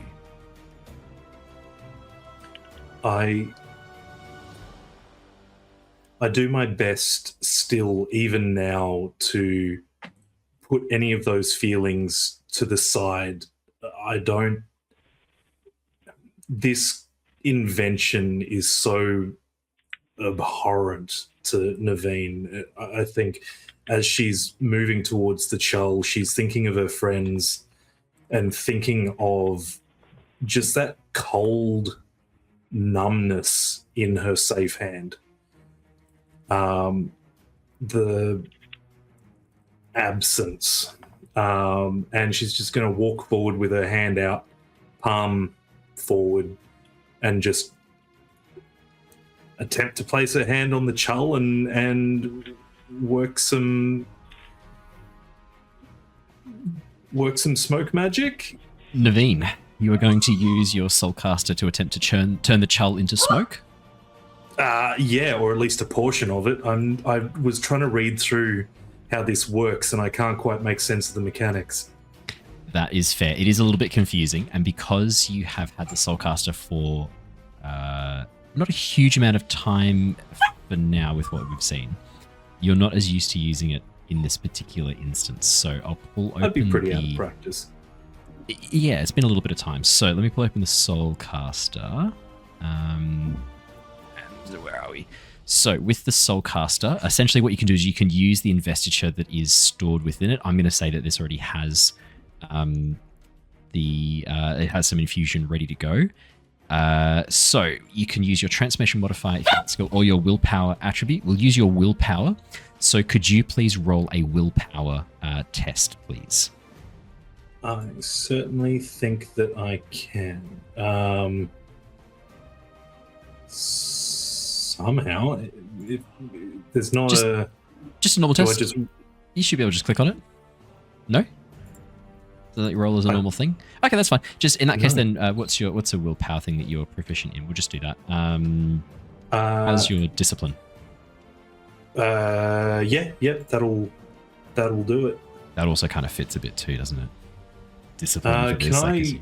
Yes. Is it possible to do Raise this the with stakes? Stakes raised? Yes, 100%. Absolutely. Yeah. Good. Okay. 100%. Oh, okay. There's going to be an opportunity for a start. Technically, that wouldn't quite be enough, but I'm happy for you to use your opportunity to overcome that and be able to have that hit. Would you like that? Yes. I think that would probably be a good idea. Fantastic. Okay, in that case then, as you are soul casting into smoke, what we'll get you to do, because you haven't got any of the levels in the surges, but when you take level ups, I am going to let you take levels in surges as you use the Soulcaster more and more. And I think it's only fair that you would start with a couple of things because you've used one previously. In this instance, you're making a transformation attack. You're doing living soul casting, which is a double action. Could you please roll 3d4 for me? I certainly can do that. This is going to be 3d4 spirit damage. 10, you say. As you place your hand on the Chull, Neivien striding forwards past Rav-eth and Alaran, both of who reach for you, trying to stop you as you just walk towards it. You hear Ztar mutter under his breath, "The bitch has Chull sickness." As you walk over towards the Chull, she has a yearning for the chitin. As you place your hand upon its rocky form, close your eyes, and suddenly you feel you're somewhere else. That place with the dark sky and the sea of beads all around you. Your hand is already holding the bead for the rocky carapace. You hear it whisper. It doesn't want to change. It likes being the carapace of a crab. But you offer it stormlight, feeding it, and as it grows heavy and full, you watch as the smoke begins billowing from the sides of the Chull, its carapace turning to smoke as its entire defensive carapace, in one swoop, evaporates. An explosion, a pressure change occurs in the room rapidly as something goes from a solid to a gas without bothering to stop by liquid in the middle. All of your ears pop in that instant as smoke explodes from the Chull. In that cloying, it filled the air immediately, sort of coughing and spluttering, all of you who are nearby. Actually, all of you would be. As you choke on this sudden explosion of smoke. But to you, Neivien, as you breathe it in, you feel it fill your lungs. Sweetest smell you've ever felt. It is like home again. I'm going to remove the Chull's defensive curl and reduce its physical defense appropriately to compensate for its shell being turned into smoke. It has also taken a heavy bit of damage. Neivien. I think that's probably as much as I can do because I've moved over there and the two attacks, but not that anyone can easily see because of the smoke, but she just has tears running down her face, but at the same time you all through the smoke start to hear this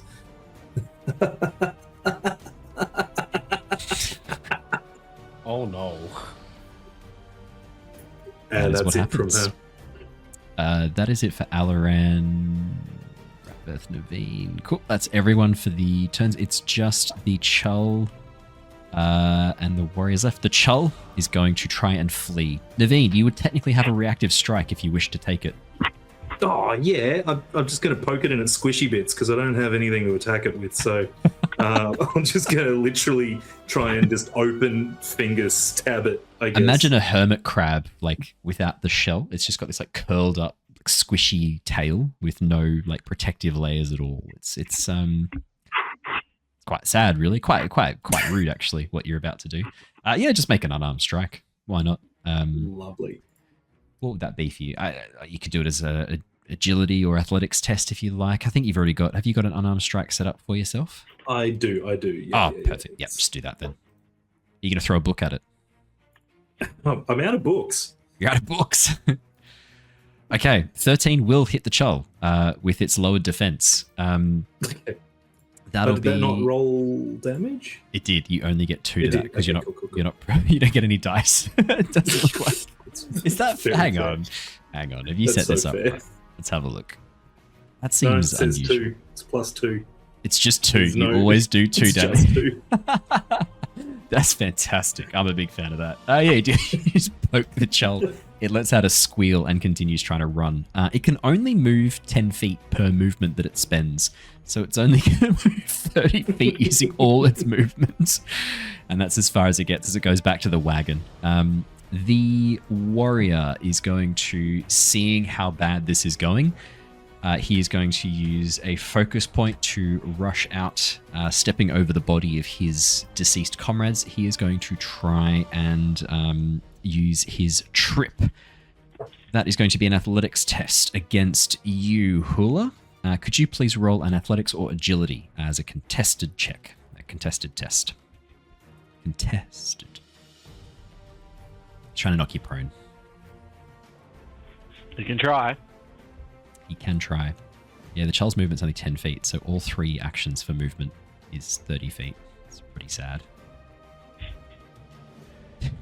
It's pretty rough, man. Poor Chull. Whoa, okay. Don't worry, Hula. You're not going to be tripped up today. 20. He only got a 14.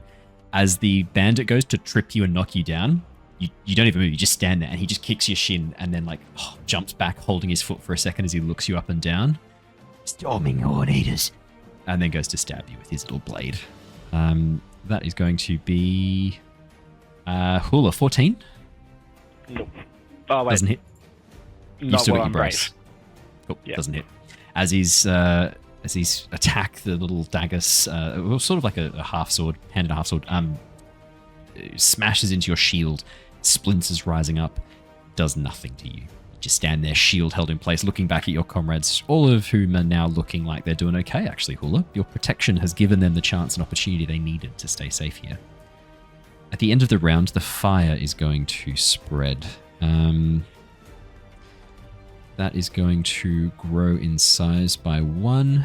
That is going to grow in size by 1. Sorry. And that is going to grow in size by 1. In hindsight, the giant spiky barrier might have been enough to prevent flanking. No. And it being also on Not from fire. arrows. There we It go. didn't stop us. That's true. You just climbed over it, You some know of what? you. Fair point, yeah. The fire continues to grow, now burning along the edge of the palisade wall they've tried to set up. The smoke that's filling the air, combined with the smoke from the Chull, is pretty intense. It is pretty hard to breathe in here until that smoke has a chance to kind of clear. Luckily, at the end of the round, the smoke does clear, so none of you have any effect because that's the last thing Neivien did. Alrighty, if everyone could please pick their approaches, we will begin what I'm thinking is likely to be the last round of this fight. Smoke inhalation would be affecting them straight away, but they're not. Smoke inhalation would normally affect them, but because of the explosion of smoke rising up very quickly, because of how large this room is and the enormous ceiling above, as well as the campfire and the fire creating a pressure differential and a temperature differential, causing the air to rise quite quickly, especially hot air, it's going to clear quite quickly, so it's not dense enough for them to be in real trouble yet. But if they were in a much smaller enclosed space, the smoke inhalation would be affecting them immediately, and they'd all be suffering from penalties to vision, and I'd also be having them roll to see if they are choking. Is that... Oh, man. Are you guys doing fucking...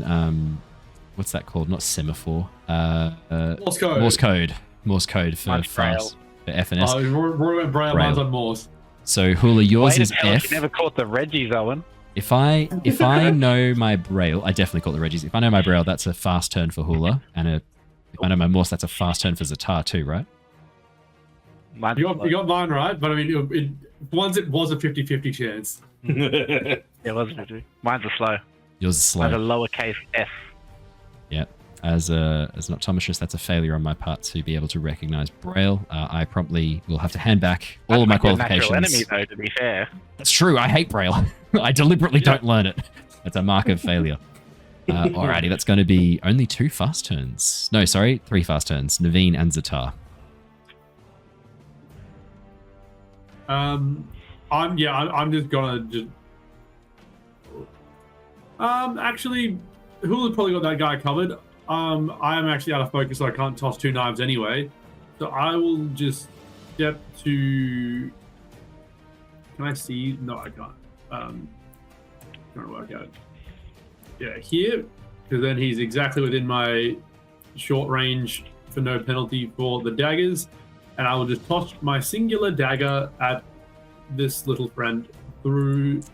Okay. This is like a gate, right? So They're open as well, so Yeah. it's not even any bars you have to throw through. They've been lifted out of the way. so no penalty or anything there. No penalty. You can throw as you like. Jolly good. I did not succeed. 11 will not hit, unfortunately. Well, yeah. Well, then I run up there, throw my knife, and it's stuck in one of the bars anyway, and then I just stand there looking foolish and apparently in range is how I've Yes. really sorted that all out. Correct. Neivien, as the Chull has moved further away and is no longer a threat, I mean, Alaran's right there. He yearns to be Smoke.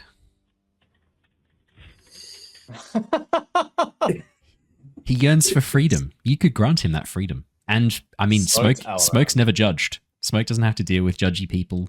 Doesn't have to deal with being You can't stabbed. stab Smoke. Famously hard to Yeah. stab, Smoke. He'd never feel pain again. Yeah, never feel anything Alaran- again. The touch of a man. Alaran- No, you don't feel any of those things. You're fine. You're good. Alaran He does makes see Neivien kind of look at him for probably slightly too long, considering everything that's going on elsewhere. Alaran's a pretty like- insightful boy. How does he interpret that look? Just tears streaming down her face, but she's grinning at the same time at the Okay. moment. Yeah, so she's crazy. She's was it Coco for was it Cuckoo for Cocoa For Flakes? Cocoa Puffs. Yeah, that's it. Yeah. Well, in Australia, what's the Australianism for crazy? Loca? Yeah, we use that a lot. trying to think if there's like a you know, like faster than kind Madder of a than a hot tin cut roof. snake. Yeah, that's it. Madder than a cut snake. That's the one I was thinking of. Thank you, Raph. Yeah. And she's gonna her grin kind of falters, and she just turns around and walks directly towards this other guy, the warrior. Can get up there with 30 feet of movement easily. Good, just not hurrying, not dodging, just beelines it straight to him, and tries to touch him on the face. Alrighty. Yep. Do you want to make for me a transformation attack against his spiritual defense in this instance because you're using the Soulcaster? Do it as a discipline check. Yes, please. Discipline check. Yeah, using your willpower, if I remember correctly. Oh no, wait, sorry. Hang on, let me pull it open again. What was it last time? It was discipline. Yeah. Discipline check. Yeah, because it's willpower. Because you don't have the transformation yet. Oh, yep. 18's going to obviously pass his spiritual defense. Can you roll me 3d4? I certainly can. This. Oh, did you do a fast turn? This uses 2 actions, unfortunately. Oh, true. I'm happy for you to have done this as a slow turn if you like. It doesn't really change that much. If you still want to do this, it's not going to change much. He won't get a turn before you anyway. Yeah, okay. If I'd thought about it, I would have done that. Yep. If you're okay to rule it. Yeah, that's not a problem. Because it wouldn't have changed much anyway. Ztar's already had his go. The Archer's the only one who gets a shot. You wouldn't have moved up there, so the Archer's going to take a shot against Ztar. It's not a problem. So do this attack as normal, and I'll just do the Archer's turn after that. It's seriously not an issue. All right, cool. Then, yeah. Neivien. As you place your hand upon him, once again you see that dark sea of beads in front of you. It's different this time, though. You're trying to transform his flesh into smoke. It's not just the inanimate chitin and inanimate rock that makes up its shell. This is a living, breathing person. And as you pour the investiture into that bead, the light of this person's soul, shining almost like a little flame in the darkness, you feel it flicker.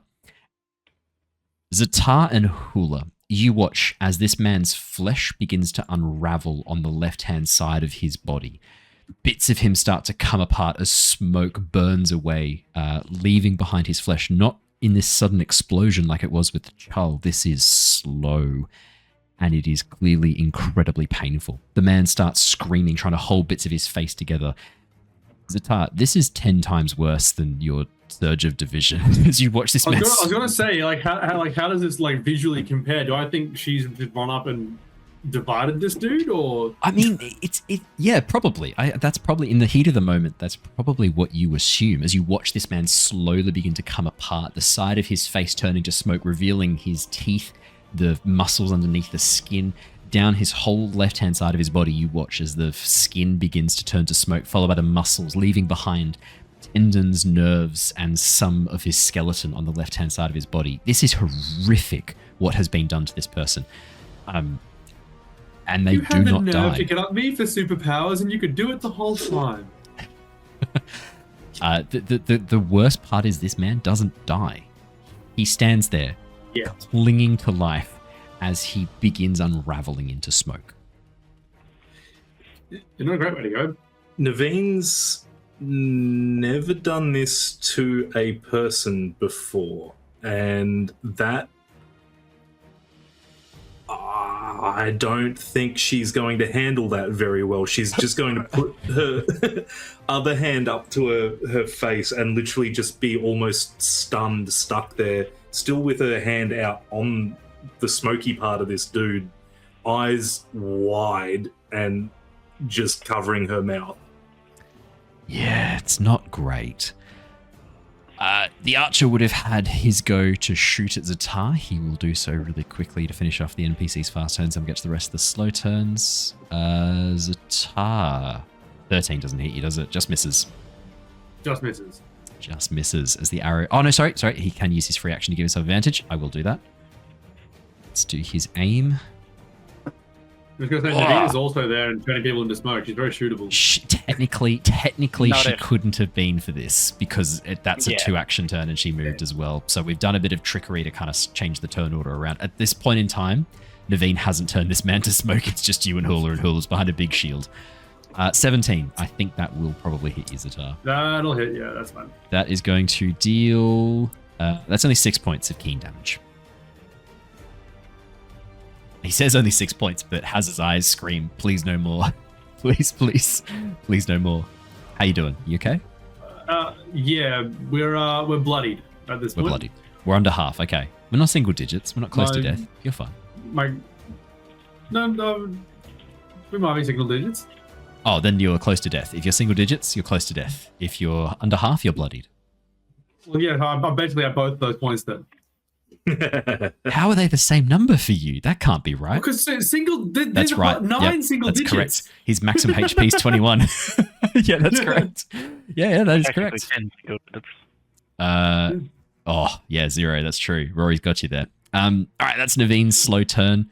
Alaran, Hula, Rav-eth. It is all of you. You watch Naveen just strides forwards and turns this man to smoke. Most of him to smoke. He's not dead yet. He wishes he was. He yearns for the sweet release of death. Wow. Is Ztar looking kind of beat up a little? Ztar's looking pretty hurt. That would be fair to say. I'm simultaneously bloody and near death. Okay.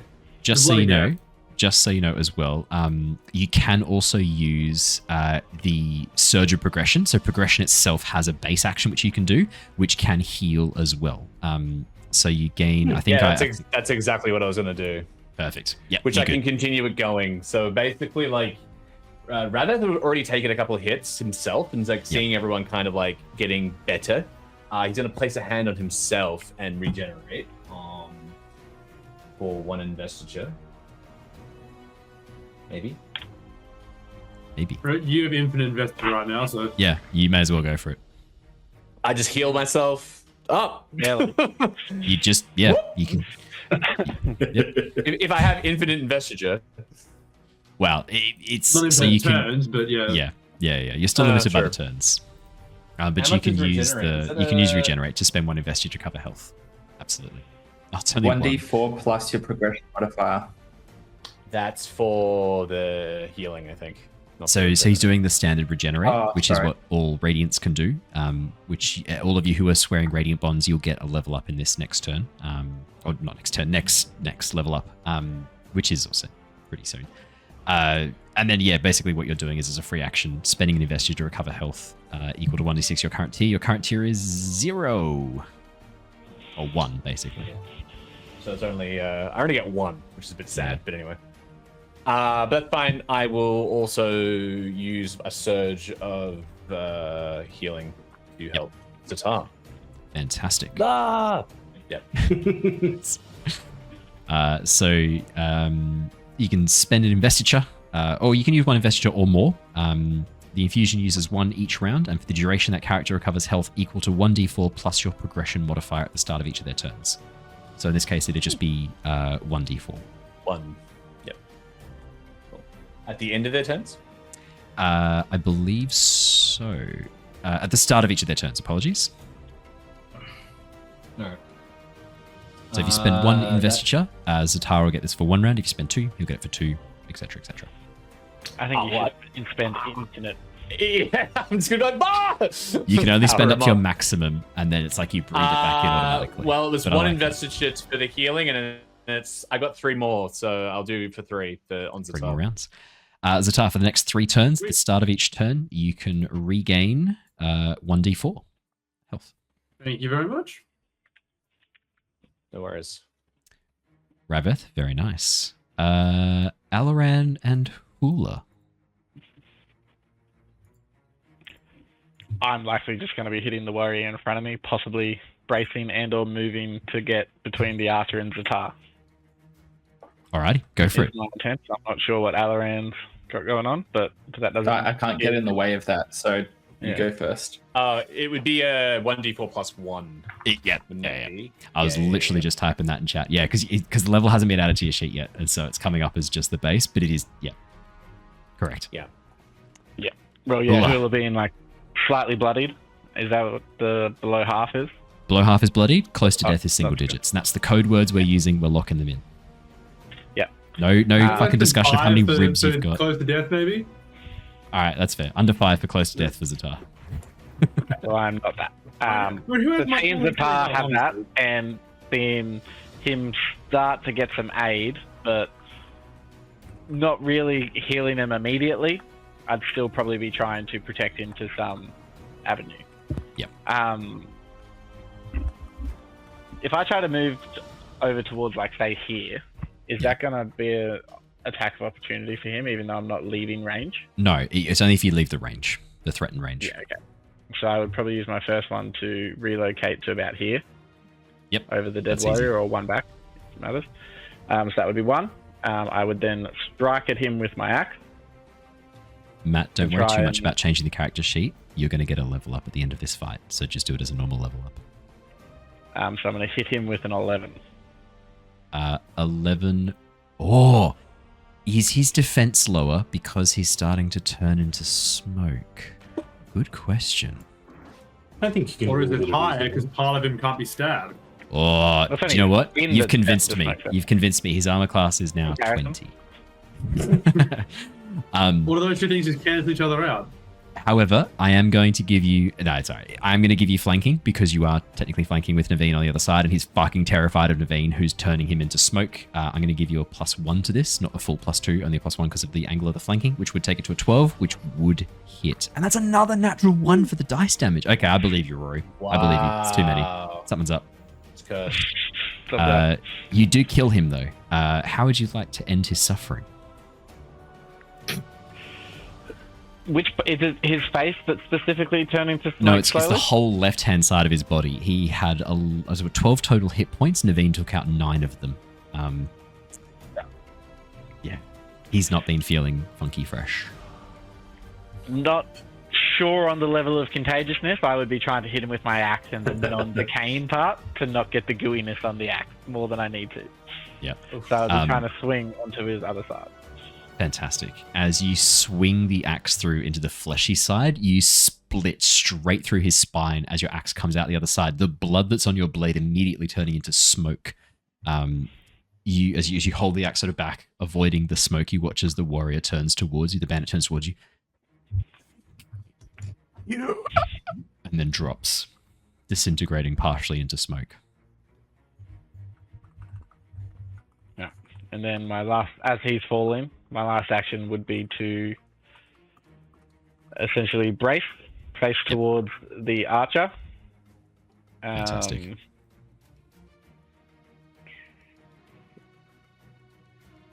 And yeah, that would probably be it then. I don't Alaran. think I need to use any reactions. Alaran, I believe it's time. You hear the thunder, the rumble of thunder in the difference. It's time for Alaran to stride forwards, to claim victory in this field of battle. As good men fall Alaran's- and evil men rise, only one man can run away. Yeah, and everyone's got their back to me, so I can take them all out right now. Yeah, you could stab every person who's ever loved you right now. Yeah, Alaran's still got those like little like vines around him, and that like the time is now, focus and strike, and he's realizing that like there is a moment where this like battle is nearly over. 2 questions. Does the archer in front of me that was crushed by the chull, do they have a bow? Yes, they would. They are an archer. Okay. I would like to Observant, Bright Lord. Yep. does the archer have archery equipment? Yes, arrows as well. And this may surprise you, a quiver. Amazing. As you reach down, the bow split in Alaran's- half because of the chull stepping on it. No, I'm kidding. The bow's there. It's fine. It's good to go. It's a That's short what I bow. was. Yeah, that's why I was asking, because I was Yeah, curious, because I it's don't there. currently have a bow, but I was just looking it up in the last turn. I would like to move forward, claim the bow, and make a light weaponry attack. 100%. from, You can add the that bow to your position. inventory. That's not a problem as well. If you haven't done so already. Oh, is he an archer with a bow? I thought he was just some sort of spy who worked with his mum. Amazing. Worked with his mom. It's a double-layered joke as well. That's what I like. Thank you. Fantastic. I like Hey, that's like the show. I thought you were gonna make. I thought you were gonna make a joke about how he works in like doorways, but not the doorways, just the framings of them. Yeah, specifically the no. ones that are a bit more rounded. that also would be great. That seems more like the Okay. guy up in the alley hallway. Yeah. Alaran, let's do it. Make a ranged attack, please. Oh, natural 20. Alaran You was have- thinking, if I don't Yeah. have to be against the person who can stab me, maybe I can use weapons better. Yeah. Do you have the stats for the bow? I did 2 seconds ago. Let me just see if I've still got I can them. add it to your sheet if you get stuck. The demi-plane integration is fantastic and super easy to use. Just give me a shout if you need me to add the bow. Oh, you've no, I'll just add it for you if you want. You got it? I think so. I can just do it in 2 seconds if you Yeah. haven't already. Done. Fuck yes. For those of you who are wondering, we're using demi-plane with Roll20 for the character sheets. It takes a little bit to get it up and running, but once you've got it up and running and once you're kind of used to the idiosyncrasies of it, it's so good. It is so much easier to use. It's fantastic. Yeah, roll me 1d6 and you get a +3 to this for the damage. And the problem is as well, we're so used to using... Oh, that's okay, that's okay. No, you've already rolled a hit, which was the natural 20, so we just take the 3 damage. So that's going to be... it's a d6, isn't it? So that's going to be a total of 12 points of damage because we do the better criticals. How do you want to do this, Alaran? I genuinely don't think that in this moment Alaran is thinking about like anything. It's not vengeful or anything. It is recognizing that You're that just person's falling about back to on your harm training, draw the bow, targets in front of you. Yeah. Yeah. And just like a breath comes as he focuses in, time to strike hits his brain, and he just fires this shot. And it is not about killing the man. It is about protecting the people in front of him. Ztar, Neivien, Rav-eth, and Hula are all of you kind of standing in position. You feel this rush as something moves very, very fast right next to your heads. You watch as the archer in front of you stumbles for a moment, looking down at the arrow that has suddenly sprouted from the middle of his sternum. He goes to kind of grab at it, looks up towards you, and then slowly drops. As you all turn in surprise, you see Alaran there, hands still loose, bow still up, one eye closed as he opens it slowly, nods, and lowers the bow, looking like a fucking badass. Alaran, you watch as the vines begin to grow up the side of your bow, your spren giving you a nod, moustache made of almost like branching lichen quivering for a moment. Aye, it was good, lad. Good shot. A leader doesn't always have to be in front of his men. A leader goes where he's needed, where his strengths are. That was good shooting, son. Why didn't you tell us you were such a good shot with the bow, Alaran? Yeah, that's the first shot. It's the first time I've ever held one. I mean, I thought it was a bit of a joke that you were going to be the advising the archers in the camp, but you actually are a good shot. This is impressive. As that like conversation goes to kick off, Alaran's going to use his last action for a perception check, realizing that we are anticipating incoming threats, and whilst there's no one visible, there is a threat coming. That's a good question from chat. Is this your first kill? This might be Alaran's first kill. Yeah. I think this is Alaran's first kill. First Neivien. blood. Like 2 minutes ago. Hey, run over there, Chul. Well, that was an assist. That wasn't a kill. This was your first blood. Yes, that is definitely. He wielded the Chul very effectively. He did. I've never seen a Chul wielder. It's a new type of radiant surge that he is channeling. Yeah, Alaran, perception check, please, as you try and figure out what's going on with the people who should have been flanking you. They should have been here by now. 21. Alaran. You can hear something over the sounds of the crackling of the fire. The sounds of something crunching. The sounds of something almost a bit visceral, this kind of flesh cracking and crunching. It doesn't sound great coming from up that passageway. But there's no other sounds apart from that. And as you move back down, I think you can... I'm happy to do this as a free action. As you move back down into position and look up through the gap, can you see that on the map there? Absolutely. Yeah. Yes, As you look up through the gap, Alaran, you can see there is a dead body, a recently dead body, covered in these tiny shell mites that are devouring him whole.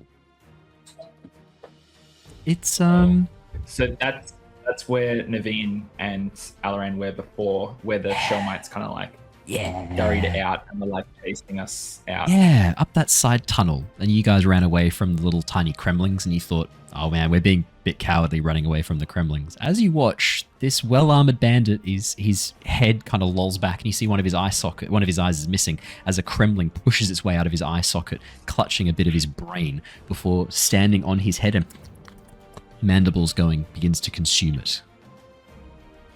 Alaran's going to file that away with the horrors that he has seen in the last weeks. That are things that are now like physically etched into his brain that will never leave. Can't be radiant unless you're first traumatized. That is actually a rule. Genuinely, it's how the system works. I need to know this. Are you letting the Chul escape? All of you. 100%. Okay, great. The Chul makes its next move. It's slow action Would to it move be another 30 feet. incriminating that there's now a shellless Chul running around? I kind of want to keep our new squishy buddy. Yeah. So do I. Where are you going to keep find him later. Squishy? We do still have to Relenat to save/counter kidnap. So More importantly, I just need to know: are you chasing after it to try and kill it, or are you letting it hide behind the wagon? Is more what I was With kind my of. no, it's not gonna die. Yeah. With my investiture, can I heal it and get its shell back? Yes, yes, you can. With the progression surge? But yes. Soft shell crab is delicious. Jesus. We're not eating it. Are we? I feel bad for it. It's just a smoky boy running around. Smoky boy.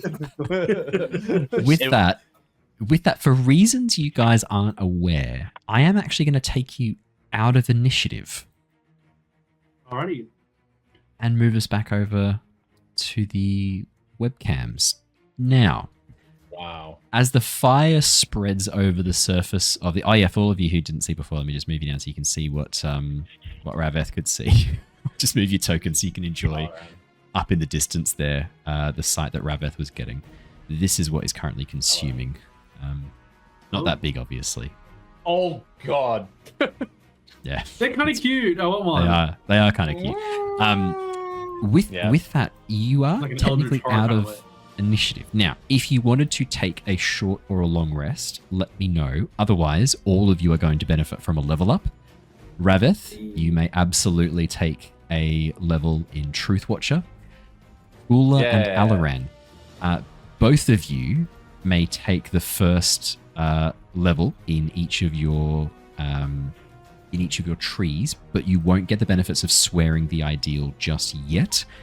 It'll be the first level of the path where you gain access to Stormlight and you can breathe it to heal yourself and things like that, but you won't get any of the surges yet. Any questions? So many. What Okay. to make that happen? Okay, so what you can do on your level up, you can take the level and select a level in one of the Radiant Paths. Can I And do when it you as do a the roll? first- That's been fine. Yeah, What was if that, you sorry? don't complete the goal, it kind of just happens. Yes, correct. It'll just do it for you. Just don't complete the goal. For Matt, you'll do the first path and then immediately complete the goal. Yeah, that's exactly what I did in the background. Perfect. Everything. Fantastic. That is exactly what you need to do. Yep. As for your question, Owen, I feel like taking a long rest or a short rest is sincerely ill-advised at this location, and given Thomas is not playing with us currently, let's not do the long rest. What do you mean? The shell might seem really friendly. They'll definitely not devour us while we sleep. I could use a Tom nap. Do you know what? So good. Ash, Out of focus, out of investiture. Yeah. Yeah. But we given- got wrong. Given Alaran has pointed out the presence of these shell mites and shared that information, anyone who thinks they might know a little bit about shell mites can make a law or a survival check. And I'll tell you a little bit about shell mites because, quite hilariously, you have protected yourselves very efficiently against them for reasons you don't quite understand yet. Oh, with the fire? I think Hula would be aware of shell mites at the peak. Yeah. Animals don't like fire. It checks. I'm gonna roll a law check because Rav-eth is a smart guy. They're pretty prolific around Althkar, right? Mostly down towards the plains. So Kremlings are everywhere. Okay. These specific ones, shell mites, are not super common around Alethkar. They are killed when they're seen and spotted because they are dangerous to food animals, to people. Like, they can be quite dangerous. So they are generally killed if they're spotted around civilized areas. So it's kind of unlikely you would have interacted with them too much other end. Yeah, I would have not looked for pests or dangerous creatures, so... That does check out. 16 for survival from Ztar, 19 for survival from Hula, 24 from Rav-eth for lore. Here is what you know about shell mites. Pack hunters, very much moving in a swarm. I say pack, swarm hunters is probably more appropriate. They are tiny Kremlings that work as a team, often swarming over creatures that are weakened or creatures that are injured. They are able to attack in a bit of a frenzy. They go into a bit of a feeding frenzy, not unlike a shark or a pack of sharks does when they are Like piranhas. like piranhas when they're tasting blood. They, and you would know this, Rav-eth, in large numbers, they can actually be more dangerous than a white spine. A white spine, like, bites you and tears you apart. These things can crawl inside you when they are whipped up into a frenzy. And the other problem is that they're very good at Inside you, how? camouflaging. What was that? Inside you, how? They make a hole if they Like can't find one Ant-Man and themselves. Yeah. Yeah, they're like the candy roux of the. No, they if they can't find a hole, they make a hole. They pinch one open, and they're very, very good at blending in as rocks. They are actually very, very well camouflaged. When they are stationary and with their claws pulled in, covering their slightly pinkened eyes, they are very hard to spot. Owen. Hello. What do we have to do to let us like take ranks in a skill above like rank 2? That is a great question. I will get back to you. Oh yeah, because it's like grayed out on like certain Yeah. fields, right? Yeah. Yeah. from the top of my head, I think you need to achieve. It's like a tier thing, maybe. Yeah, there are maybe certain level things 5 you and need to above you can do be. it. Yeah, I think you need to be tier 3, or I can't remember. I will let you know. There are rules around it. I can't remember off the top of my head. But yeah, essentially you need to be. Here we go. Yeah, tier 2 will let you go. I think it's tier 2 will let you go above. Yeah, it will give you a maximum skill rank of 3. Tier 3 will give you a maximum skill rank of 4. Tier 4, maximum skill rank of 5. So it's as you go up in the tiers. So at the moment, you guys are what, level 3? Yeah, now 4. Level 4 now. So you're only one level away, level 5. And then after that, you start getting access. So level 6 onwards is where you get a maximum of 3 in the skill ranks. Cool. Alrighty, that is where we will wrap up for tonight, everybody. Thank you so much for joining us for that extended combat in the tunnels here. We shall be diving back in as the team continue exploring this hidden location behind the Aladar warehouse. For now, that is where we will leave you. Tomorrow night, we'll be back with Tales from the Yawning Portal. Wednesday night with Return of the Giants, both of which are D&D campaigns. Wednesday night is soon to become a Mistborn campaign, though. So if you're a fan of the Cosmere RPG and a fan of the Mistborn books, Wednesday nights will soon be Mistborn campaign. Our session 0, I believe... I don't know if I should share this. The working title for the session 0... I can mute myself if you want. That's okay. It's not a problem. The working title for the Session 0 adventure, I've been coming up with names for it. The working title at the moment is The Last Heist, which I wanted to do as a bit of a play on words from the first step from the Session 0 we ran for Stoneward Archive. And I also wanted to have like a bit of like the Final Empire kind of vibe to it. So yeah, let me know. Do I have a rough start for Mistborn? Probably September. That is when the main books come out. I may be able to jump in a little bit soon. We'll see. I'm in communication with the legends over at Brotherwise, so we'll see. There might be something we can do to start a bit sooner. I'll keep you posted.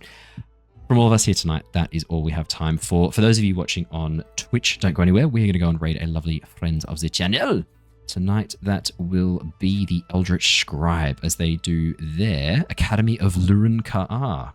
Episode 1. This is a brand new campaign they're starting. Fantastic. I will get that raid across. Everyone, thank you so much. We will see you all again soon. Remember, stay safe, stay well, and whatever you do, don't get on the wrong side of Neivien while she's turning people to smoke. Thanks, everybody. We'll see you guys next time. Bye! Bye. See ya. Bye.